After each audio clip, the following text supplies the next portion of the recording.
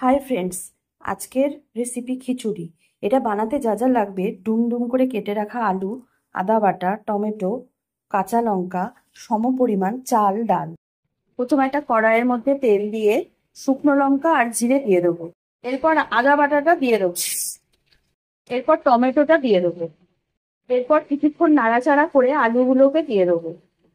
এরপর হলুদটা দিয়ে দেবো। এরপর ধুয়ে রাখা চাল ডালটা আমি মিশিয়ে দেবো।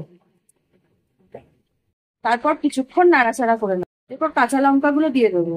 এরপর নুন দেবো, চিনি দেবো, ভাজা মশলাটা ছড়িয়ে দেবো। কিছুক্ষণ নাড়াচাড়া করে এবার আমি জল মিশিয়ে দেবো।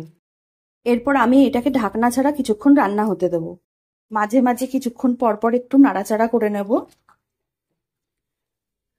20-25 মিনিট এইভাবে রান্না করার পর খিচুড়িটা রেডি হয়ে গেছে। এরপর ভাজা মশলা ছড়িয়ে দিয়ে নামিয়ে নেব। ভালো লাগলে একটা সাবস্ক্রাইব আর লাইক অবশ্যই করে দেবেন।